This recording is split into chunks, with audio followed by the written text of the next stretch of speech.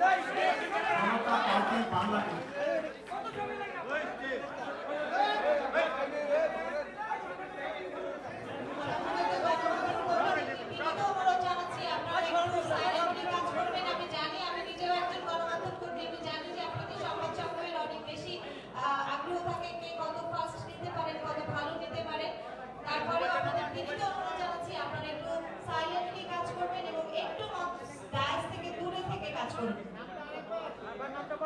আমরা সিদ্ধান্ত নিয়েছি রাজনৈতিক দলের জন্য একটি সূচনা ইশতেহার প্রয়োজন। যে ইশতেহারের মধ্যে দিয়ে আমাদের বয়ান যাবে আমরা কেন এই রাজনৈতিক দলটি গঠন করছি। আপনাদের ধৈর্যচ্যুতি ঘটতে পারে, বাট আমি দ্রুত আমার পাঠ শেষ করার চেষ্টা করি। জীবনের যাপনে তীব্র বৈষম্য ও সংকট, অব্যাহত গণতান্ত্রিক বঞ্চনা ও ইনসাফ, ভাষা, সংস্কৃতি ও অর্থনৈতিক বঞ্চনার ফলে পূর্ব পাকিস্তানি জনগণ স্বাধিকার থেকে স্বাধীনতার লড়াইয়ে অবতীর্ণ হয়। 1971 সালে ঐতিহাসিক সশস্ত্র যুদ্ধের মাধ্যমে বাংলাদেশ বিশ্বসভায় স্বাধীন রাষ্ট্র হিসেবে জন্ম নেয়। কিন্তু তখনকার রাজনৈতিক নেতৃত্বের অদূরদর্শিতা, অপশাসন এবং জাতীয় ঐক্য বিরোধী কর্মকাণ্ড জাতির সামনে নতুন বিপদ হাজির করে।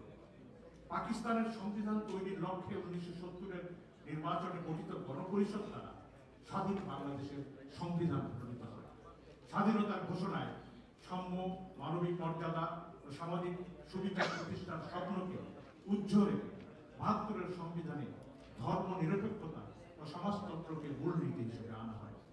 রক্তস্নাত স্বাধীনতা যুদ্ধের মধ্য দিয়ে জন্ম নেওয়া একটি রাজনৈতিক জনগোষ্ঠীর সঙ্গে সে ছিল চরম বেইমান। ওরা এই গলদে আজও বাংলাদেশ বিশ্বে শক্তিশালী রাষ্ট্ররূপে দাঁড়াতে পারে। এ কারণে প্রজাতন্ত্রের গণভিত্তিক দুর্বলতা থেকে যায়। স্বাধীনতার ঘোষণাপত্র এবং ৭২-এর সংবিধানের পরস্পর বিরোধী অবস্থান এবং তৎসময়ের ফ্যাসিবাদ জনগণকে বিভক্ত করে। ভারতের ব্রাহ্মণ্যবাদী চক্র একই সময় ইসলামকে মুক্তিযুদ্ধের বিপরীতে দাঁড় করানো বাংলাদেশে শুরু হয়ে যায় গৃহদাহ, যার বেশ আজও। তদুপরি বাংলা ভাষা ও সংস্কৃতির বিকাশকে ধর্মের বিপরীতে স্থাপন করে জনগণের আকাঙ্ক্ষা, পারস্পরিক সমঝোতা ও সৌহার্দ্যকে নষ্ট করে ধর্মকে স্রেফ পরিচয় সর্বস্ব সাম্প্রদায়িকতায় পর্যবসিত করে দেয়। 1975-এর 7ই নভেম্বর সিপাহী জনতার জাতীয় বিপ্লব, 90-এর স্বৈরাচার বৈষম্যের বিরুদ্ধে গণঅভ্যুত্থান আমাদের ঐতিহাসিক সংগ্রামের একটি কালজয়ী পর্ব। শের বাংলায় ফজলুল হক, মুসলিম জননেতা মাওলানা ভাসানী, হোসেন শহীদ সরওয়ার্দী, শেখ মুজিবুর রহমান, স্বাধীনতার ঘোষক জিয়াউর রহমান এবং দেশনেত্রী বেগম খালেদা জিয়া বাংলাদেশের সংগ্রামী জনগণের নেতৃত্ব দিয়েছে। তাদের অধিকাংশ জনগণ গণতন্ত্রকে এগিয়ে নেবার চেষ্টা করেছে, কিন্তু প্রকৃত গণতন্ত্র এবং তার পর্যায়ক্রমিক বিকাশ আসেনি এবং রাজনীতির সদরে অন্দরে ফ্যাসিবাদের পরগাছা প্রবল প্রতাপে মাথাচাড়া দিয়ে উঠেছে। স্বৈরাচার শেখ হাসিনা রাজনীতির সকল ব্যাকরণ ভেঙে বিক্ষিপ্ত ফ্যাসিবাদকে পূর্ণাঙ্গভাবে প্রতিষ্ঠিত করে, যা বিশ্বে এক নজিরবিহীন জুলুম হিসেবে প্রতিপন্ন হয়। রাজনৈতিক দলগুলো হয়ে পড়ে অকার্যকর অথবা ফ্যাসিবাদের অন্ধ অনুগামী। অনুগতদের মধ্যে প্রগতিশীল, মুক্তিযোদ্ধা এবং গণতন্ত্র মানা স্বার্থবাদী রাজনীতিবিদদের অধিকাংশ ছিল। পাকিস্তান আন্দোলন, ৫২-এর ভাষা আন্দোলন, ৬২-র শিক্ষা আন্দোলন, ৬৯-এর গণঅভ্যুত্থান, মহান মুক্তিযুদ্ধ এবং বাংলাদেশ পরবর্তী ৯০-এর অভ্যুত্থান সহ প্রতিটি আন্দোলনের অগ্রতার্জনের সড়কেও বাধা ওটা আন্দোলন যার পরিণাম। শিক্ষার আনুকূল্যই মধ্যবিত্ত উত্থান, বিচ্যুতি ও নিরাপত্তা, বিদ্যার্জনের সঙ্গে সাহিত্যে কিছুটা উৎসাহ, সংস্কৃতি সম্পর্কে খানিকটা কৌতূহল, সমাজ ও রাষ্ট্র সম্পর্কে কিয়ৎ পরিমাণ জিজ্ঞাসা অনিবার্যভাবে আসে। 1947-এর ৩রা জুন মাউন্টব্যাটেন গোয়েন্দা ঘোষণার পর একই বছরের জুলাই মাসে মুসলিম লীগের কয়েকজন তরুণ ও প্রগতিশীল কর্মী পৃথক একটি সংগঠনে একত্রিত হয়ে তাদের ঘোষণাপত্রে বলে দেয়, বিদেশি শাসন হইতে একটি দেশ স্বাধীনতা অর্জন করে তর্কবাদী তাজউদ্দিন আহমেদ প্রমুখ। ভাষা আন্দোলনের প্রাথমিক নেতৃত্ব পাকিস্তানপন্থী স্বাতন্ত্র্যবাদী ও বাম বুদ্ধিজীবীরা শুরু করেছিল, যার প্রভাব সমাজের সর্বস্তরে বিস্তৃত হয়। এমনকি 1948 সালের 15ই ফেব্রুয়ারি ঢাকার কুর্মিটোলায় বাঙালি সৈনিকদের ইস্ট বেঙ্গল রেজিমেন্টের পত্তন দিবসে মেজর গনি ও মেজর এম হোসেন সহ বাঙালি সামরিক কর্মকর্তারা ঘোষণা করেন, বাঙালি সৈন্যরা বাংলা ভাষায় কথা বলবে। এই উপলব্ধি আমরা ৭১-এর স্বাধীনতা দেখেছি 2024-এর অভ্যুত্থানকারীর মধ্যেও অনুভব করেছে। শুধু কালের ও ব্যঞ্জনার পার্থক্য। 71-এ ইস্ট বেঙ্গল রেজিমেন্টের নেতৃত্ব এবং বঙ্গবন্ধু শেখ মুজিবুর রহমানের পক্ষে মেজর জিয়ার স্বাধীনতার ঘোষণা ও বীরত্ব ছিল অনস্বীকার্য। 47-এর স্বাধীনতার পর মুসলিম লীগ থেকে প্রগতিশীল তরুণদের যেমন বিচ্ছিন্ন হওয়ার ঘটনা দেখেছি, তেমনি 71-এর স্বাধীনতার পর বিদ্রোহী তরুণদের পৃথক মঞ্চে আবির্ভূত ঘটনাও জাতি প্রত্যক্ষ করেছে। এই বীর তরুণেরা কারা? বর্তমানে দেশে দেশে বৈষম্যের বিরুদ্ধে এবং মানবাধিকার আন্দোলনগুলোকে আমরা ব্যর্থতায় পর্যবসিত হয়ে দেখেছি। যুক্তরাষ্ট্র, ইউরোপের বিশ্ববিদ্যালয়ের ক্যাম্পাসগুলোতে ছাত্র আন্দোলন, ভেনেজুয়েলায় অনির্বাচিত সরকারি বিরুদ্ধে আন্দোলন, ভারতের কৃষক আন্দোলন, আফ্রিকার দেশগুলোতে বর্ণ ও বৈষম্য বিরোধী আন্দোলনের দৃষ্টান্ত এখানে উল্লেখ।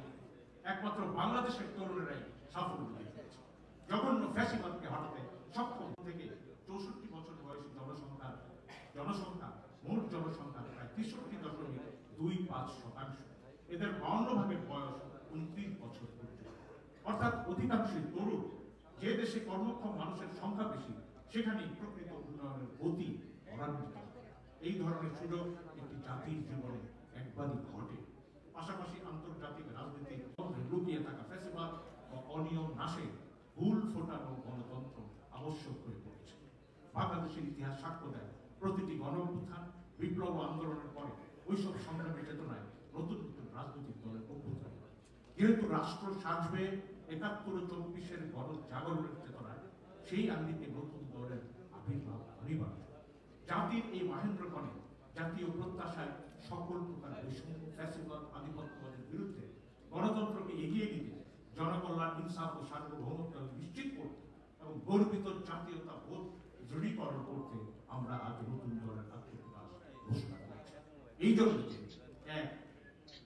গত 54 বছরে এত সংগ্রামের রাজনৈতিক দলগুলো আন্দোলন করলেও জনগণের প্রত্যাশা পূরণ করতে পারেনি, যার দরুন ছাত্রদেরকে চূড়ান্ত সংগ্রামে অর্থাৎ এক দফায় নামতে হয়েছে।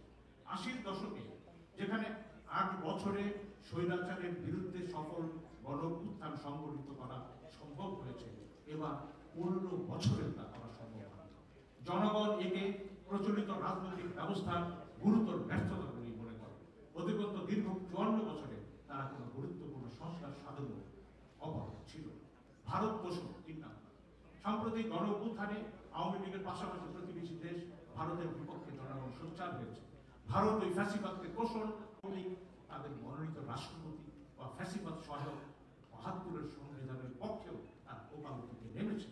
আমরা মনে করি আওয়ামী ফ্যাসিবাদের সুষ্ঠু নিরপেক্ষ বিচার বাংলাদেশের গণতন্ত্রের জন্য জরুরি। 4, এই সংকটের দেশীয় আন্তর্জাতিক রূপ। গণঅভ্যুত্থানের চেতনার সূত্রে সনদ প্রণয়ন বা সংস্কার প্রসঙ্গে ছাত্র নেতৃত্বের সঙ্গে বিদ্যমান দলগুলোর মত পার্থক্য এক নতুন সংকট তৈরি করেছে। সংস্কার আগে না নির্বাচন, এই প্রশ্নেও তীব্র মতভেদ চলছে। প্রধানমন্ত্রীর তামত ক্ষমতা রেখে দেওয়া, যা ফ্যাসিবাদের আতুরঘর হিসাবে বিবেচিত, অথবা বিচার বিভাগের স্বাধীনতা নিশ্চিতের বিষয়গুলো নিয়ে ক্ষমতা প্রত্যাশী দলগুলো অন্যরকম কথা বলছে। অন্যদিকে আন্তর্জাতিক পরাশক্তিগুলির প্রতি তাদের পরোক্ষ আনুগত্য এমন পর্যায়ে পৌঁছেছে যারা রামরাজ্য প্রতিষ্ঠার দুঃস্বপ্ন দেখছে, তা নিয়ে আমাদের রাজনৈতিক পরিসরে কোনো আলোচনা নেই। বিশ্বজুড়ে কর্তৃত্ববাদের নব উত্থান, ধনকুবেরদের বৈশ্বিক অর্থনীতি বিনষ্টের চক্রান্ত, যুদ্ধ বাড়িয়ে বিশ্বশান্তি বিনাশের হায়াল যুদ্ধে আমরা কিভাবে মোকাবিলা করব, সেই কর্মক্রমের নিয়েও আমাদের কোনো অভিনিবেশ নেই। 5, মাঝখানে প্রচলিত রাজনৈতিক দলগুলোর মধ্যে এর মূল স্লোগান হবে গর্ব মোরা ইনসাফের দেশ। ছাত্র জনতার বিশ্বকাপানো গণঅভ্যুত্থানে সুতীব্র আকাঙ্ক্ষায় আগামী বাংলাদেশকে গড়ে তোলার ভিত্তি নির্মাণ এখন তার প্রধান রাজনৈতিক কর্তব্য। সাম্য, মানবিক মর্যাদা এবং সামাজিক ন্যায় বিচারের ভিত্তিতে নতুন বাংলাদেশের বিনির্মাণের সফল অভিযাত্রা আমরা এগিয়ে যেতে চাই। নতুন দলের আসল লক্ষ্য সমূহ নিম্নরূপ: 1, মহান আল্লাহর প্রতি অবিচল আস্থা, বাংলাদেশী জাতীয়তাবাদ, সকল ধর্ম সাংস্কৃতিক চর্চার স্বাধীনতা নিশ্চিতের নীতি। 2, আমরা উদার গণতান্ত্রিকতায় বিশ্বাসী, মধ্য